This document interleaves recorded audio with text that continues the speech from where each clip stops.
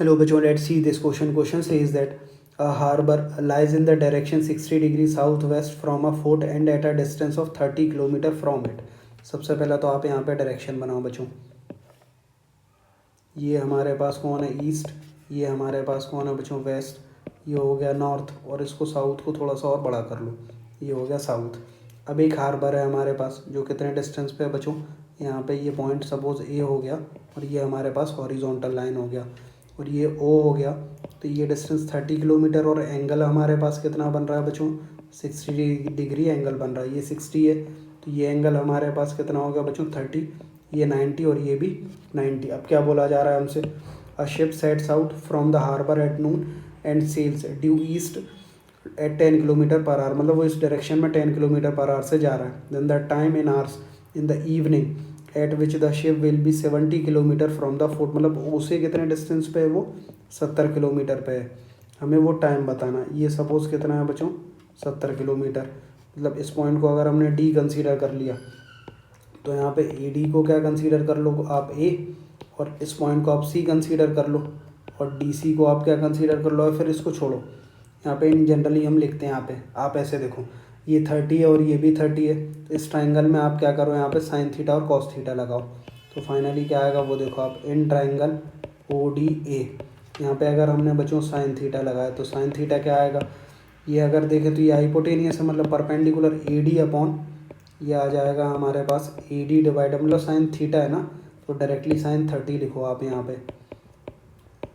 Sign 30 degree is equal to A D divided by कितना आ जाएगा बच्चों, परपेंडिकुलर मतलब ए हो तो ये 30 हो गया, यहाँ से साइन 30 1/2, तो ये कितना हो गया हमारे पास, ए डी हो गया 15। अब जब हम कॉस थीटा अप्लाई करेंगे, मतलब कॉस 30 इज इक्वल टू, ये कितना आएगा बच्चों हमारे पास, ओ डी डिवाइडेड बाई 30, तो ये √3/2, मतलब ये कितना हो जाएगा हमारे पास, 15 into √3 is equal to O D. अब आप ऐसे देखो, ये ओ डी हो गया, ये हाइपोटेनियस है, मतलब यहाँ से हम सी डी कैलकुलेट कर लेंगे।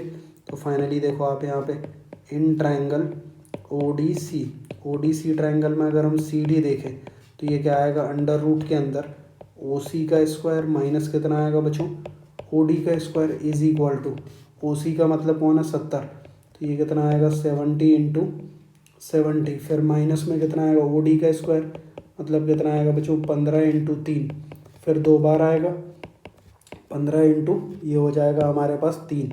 जस्ट अ मिनट बच्चों, फाइनली हमारे पास क्या आएगा वो देखो आप, यहाँ से अगर हम सी डी कैलकुलेट करते हैं, तो एक तो हमारे पास ये 15 है और ये हमारे पास 70 है।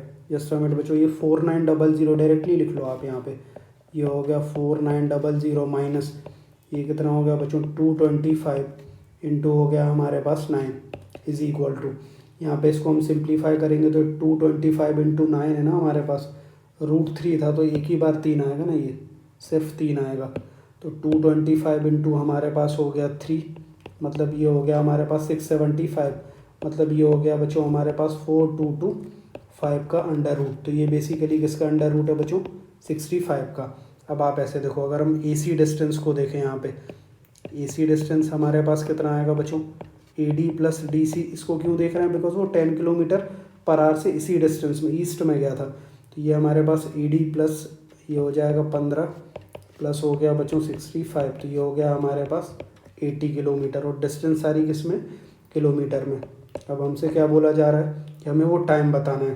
तो अगर हम टाइम की बात करें, तो टाइम इज इक्वल टू हमारे पास क्या आ जाएगा बच्चों, डिस्टेंस डिवाइडेड बाय हमारे पास क्या आ जाएगा यहाँ पे, वेलोसिटी। यहाँ पे हमारे पास डिस्टेंस डिवाइडेड बाय यहाँ पे क्या बोला जा रहा है हमसे वो देखो आप, 10 किलोमीटर पर आवर। तो डायरेक्टली आप देख लो यहाँ से टाइम का वैल्यू कितना आ जाएगा बच्चों हमारे पास, 80 किलोमीटर डिवाइडेड बाय यहाँ पे टाइम उन्होंने कितना गिवन है, 10 किलोमीटर पर आवर। तो ये हो गया हमारे पास 10 किलोमीटर पर आवर, तो ये ऊपर चला गया। तो फाइनली हमारे पास कितना आएगा बच्चों, 8 आवर जो है वो हमारे पास टाइम आएगा। ये हो गया हमारा फाइनल आंसर। और वो इवनिंग में था तो इसलिए यहाँ पे कितना आएगा हमारे पास, 8 AM आ जाएगा बच्चों, बिकॉज वो 8 घंटे ज़्यादा हो जाएगा।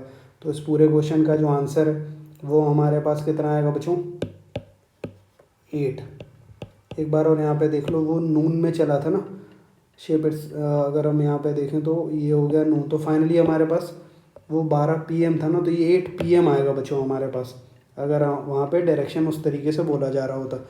I hope you understood well. Thank you बच्चों।